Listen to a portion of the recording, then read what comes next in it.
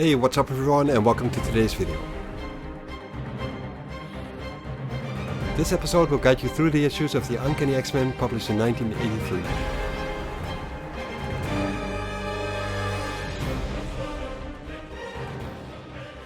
Issue 172.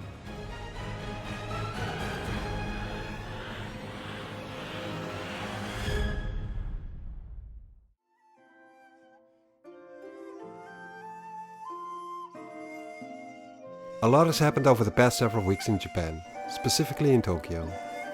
More specifically so, in Japan's criminal underworld.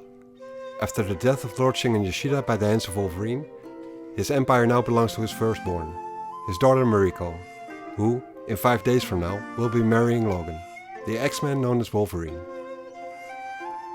To celebrate this joyous occasion, Logan has invited his fellow teammates of the X-Men over to Japan to witness him tying the knot to his longtime lover Mariko. A reunion all of them have been looking forward to. They made the trip in a private Boeing 747, often used by the Emperor himself, courtesy of Mariko. This in itself is a testament of the influence of the Yoshida clan in Japan. When they enter Mariko's apartment, everyone is happy to see each other again, and Kurt asks Logan how he's been. Logan tells him he's doing alright now, but there were rough times. Kurt jokingly tells Logan that he almost seems civilized in the traditional Japanese clothing Logan is wearing. When Logan asks what that thing around Kitty's neck is, Kurt tells him it's her pet dragon, but Kitty corrects him, saying it's not her pet, but her friend. Lucky the dragon snarls at Logan as he stares at him, saying it's a feisty little critter that reminds him of himself. Mariko tells Logan that there's one more X-Men at the entrance, and asks him if he won't invite her in. Logan already knows who it is, because he, with his heightened senses, already recognized her. Logan tells Mariko that if it was up to him, he would rather cut her heart out. It's Rogue, and they had been in a fight a couple of weeks ago at the Pentagon. But before that, she had almost killed a good friend of Logan's. She had attacked Carol Danvers weeks before that, and in the process stole her powers. And Carol lost a big part of her memories and personality in the meantime. Something Wolverine will never forgive her. He will never forget what Rogue has done to his friend. Storm tells Logan that she is no longer their enemy, and that the professor had accepted her as an X-Men. Logan asks if she agreed to that, and Aurora tells her that they all did. Something which shouldn't surprise Logan, since the professor took him in as well, when he was a lot more feral and a loose cannon himself. Mariko tells him that he thinks too little of himself and that he shouldn't judge his comrades so harshly. Regardless of what had happened in the past, Rogue is their guest now and will be treated accordingly, Mariko says. Rogue thanks her for her courtesy. Logan tells his fellow teammates to make themselves comfortable as we see someone standing outside, spying on them. It's a Silver Samurai who is listening in on them, thanks to audio box which he had planted in the apartment. He figures the X-Men are off guard at the moment and plans to strike tonight, as they should be easy praise. What he doesn't realize is that someone is spying on him as well, namely Yukio, a woman who also fancies Wolverine and is jealous of Mariko in a way. She thinks Wolverine should have noticed the samurai spying on them himself if he hadn't been so infatuated with Mariko, who she regards as a bloodless porcelain doll. Either way, Wolverine has nothing to fear, as long as Yukio is around. She attacks a samurai, whom she could have killed, she thinks, but she prefers him alive for questioning. As she kicks him from behind, the attack makes a loud sound, which is picked up by Wolverine's extraordinary hearing. He tells Kurt, who didn't hear anything himself, to teleport him to the rooftop of the building next door. Kurt asks him if he's sure about this, and Logan tells him to trust him on this. The samurai tells Yukio that attacking him is equal to death, since his armor is strong enough to absorb her strongest blows, as he swings his energy sword at her. Nightcrawler and Wolverine have materialized on the rooftop, and Wolverine tells Nightcrawler to teleport Yukio away from here as he starts to attack the Silver Samurai. He greets Yukio and he asks for an explanation, and she tells him to ask the samurai instead. But the samurai tells him he will get no answers from him as he teleports out of there, leaving Wolverine with no leverage, and he falls from the rooftop. But he does not fall far, since Nightcrawler manages to intercept him and teleport him back up on the rooftop. Yukio left the scene in the meantime, and Nightcrawler asks Wolverine if they should pursue. But he says to let her go, as he tells Nightcrawler who she is. Nightcrawler notices how Wolverine seems to know her very well, and Wolverine tells him they were friends of sorts. Even though Wolverine and Nightcrawler don't follow Yukio, Storm had been, and as Yukio slips during one of her jumps, Storm saves her from the fall. Storm tells her to not be afraid, but Yukio already knows that she's one of Wolverine's friends. She tells Storm that she was too, and a lot more than that once. Storm is surprised at Yukio's outlook on life, namely celebrating the experience of almost dying just now. Storm asks her if death doesn't frighten her, and Yukio tells her death is inevitable, so why worry about it? She greets Aurora as she continues making her way through the city. Storm thinks the woman is mad. Later that night, Storm tells the rest she recognized the Silver Samurai, Keniucho Harada. He and his mistress Viper had fought the New Mutants recently, and this confrontation ended up in an explosion, resulting in the death of Sean Koima, Karma of the New Mutants. Storm is not sure whether the samurai was following the X-Men, or if he had been following Logan and Mariko. Wolverine tells Storm about Shingen and his expansion of his empire and his ambitions of ruling the Japanese underworld. He would not be surprised if they had been working together. Colossus asks if Shingen can be stopped, but Wolverine tells him he already has been stopped. By him. Kitty says that they should question him in prison and get all the answers they need, and it takes a while for her to realize the man is not in prison when Nightcrawler tells her that it's probably not an option. Wolverine looks at Kitty, and it's moments like these he starts feeling sorry for her. He knows she cares for him, but every now and then she's reminded of the fact that her and Logan are from two different worlds entirely, and his isn't very nice, far from it. Mariko is about to embark on a mission for herself. She has been summoned by Harada, the samurai, but has kept this a secret from Wolverine and his friends. This is an ordeal she must face alone. Even though Wolverine saved Mariko from her evil father and her abusive husband, the responsibilities of the family clan now fall on her shoulders. She tells her servant not to tell anyone where she's going. The maid tells Logan that Mariko's gone to bed, and he wishes he could join her, but he can't. Him and the X-Men have too much to catch up on. He sends the maid to the kitchen to grab some more food, but she never arrives there, as she gets knocked out cold by an intruder, by the name of Viper. She now makes her way to the kitchen, as she thinks about how her companion the Silver Samurai will make sure that Mariko will no longer be the leader of the clan before the night is over. Either that, or she will lose her head instead, and Viper will make sure the X-Men will be in no condition to save her or to avenge her. The X-Men get served by another maid that Logan doesn't recognize, but that's no surprise since he still has to meet most of the people in the service of Yoshida family. He notices lightning and thundering sounds and wonders if it's Aurora's doing, since the weather often reflects her mood. He's noticed a recent change in Aurora's behavior and demeanor, as he walks up to her and hands her some tea. The maid asks if there's anything else she can do for Logan, but he relieves the maid of her duty and tells her he will call her if he needs anything. The maid walks off as Aurora and Logan start to chat, talking about how they have both changed. Wolverine tells her how he got confronted with himself and how he's still confused and surprised as to where he finds himself now. So Storm asks him what it all matters if Mariko accepts him the way he is. She asks him if there's something else bothering him. He tells her that the Yoshida family clan is heavily intertwined with criminal affairs, thanks to Shingen. A lot more than Mariko suspects. He had asked Mariko the liberty to deal with the criminal involvements of the clan, but she told him no. She wants to deal with them herself. And that's what troubles Logan, because he is scared it will corrupt her. He has seen it happen before and he feels helpless, because he's not used to these kinds of politics and he doesn't know how to handle things like this. Storm then tells him that he's probably underestimating Mariko, and he tells her that he hopes so. Suddenly he notices that the tea they are drinking has a slight aftertaste, and then it hits him. He urgently tells Storm not to drink the tea, as she was just about to tell Logan about her own conflicts. The tea apparently has some kind of poison in it, and as Logan grabs Storm's arm to make sure she drops the tea, she takes a look around the apartment, only to see all of the X-Men having passed out. Outside the apartment, Mariko steps in a car, and hands an address to the driver and tells the driver to get her to the warehouse by the waterfront and to wait for her there. The driver says she will, but it appears to be Yukio dressed up in a chauffeur's outfit. We then switch over to Anchorage, Alaska, to the headquarters of North Star Airlines, where Scott Summers, or Cyclops of the X-Men, is in one of the offices long after working hours. He is not alone, because his younger brother Alex is there as well.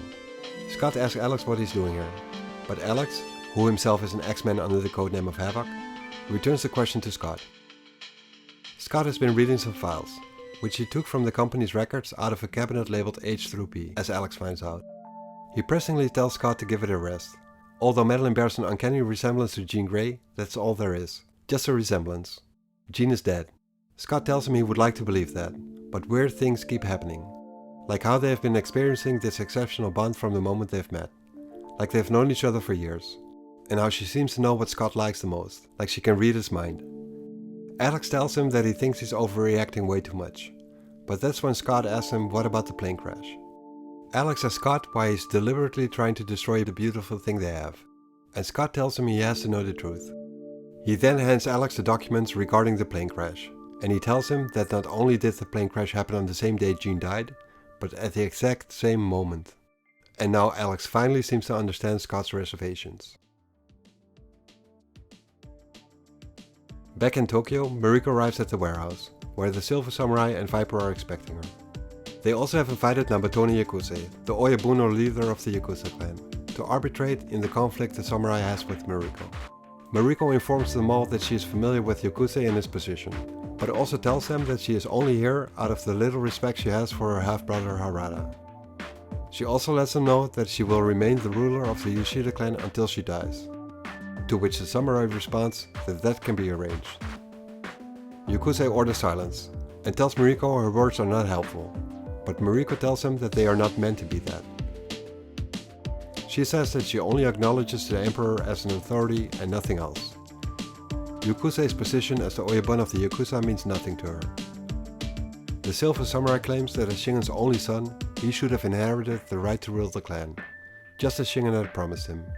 But Mariko says that he is a criminal, just like her father was. She says that they both have dishonored the name of the clan, and had thus forfeited the rights to claim the clan to begin with. The Silver Samurai loses his temper and draws his blade, to which Mariko asks the Oyabun if this is how he keeps his word, since she had been guaranteed safety. He tells her that he indeed promised Lady Mariko safety, but that the woman in front of him right now is not Mariko.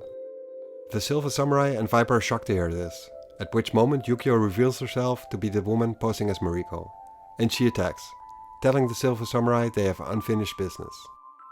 Viper says she had followed the limousine from the apartment to right here, and it hadn't stopped once, so Mariko must still be close by. The samurai tells Viper to go after Mariko while he will deal with Yukio. They engage in battle and the samurai is able to strike Yukio, asking her if his speed surprises her. She tells him she's not impressed by his speed, nor his agility, even though she thinks to herself she needs to be careful because he's coming close to cutting her with his energy blade.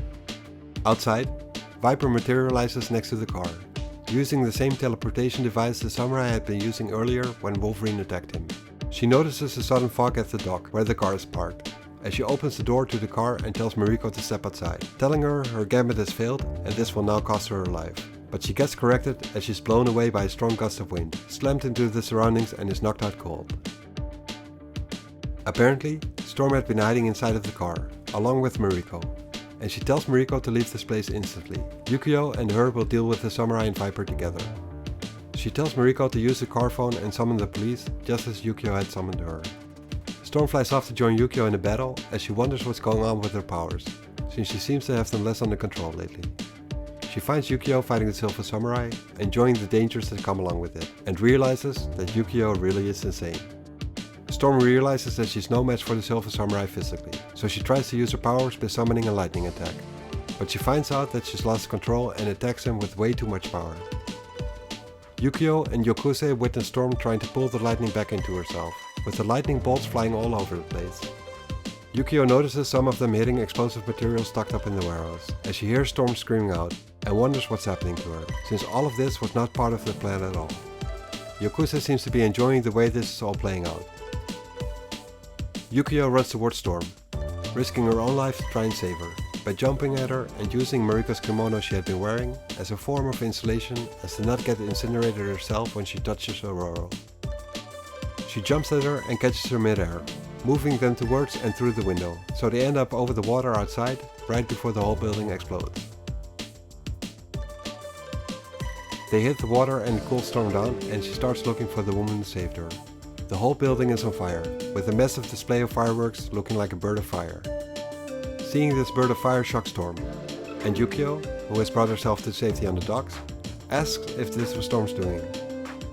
Aurora herself thought she was hallucinating at first, that what she saw could not really be there.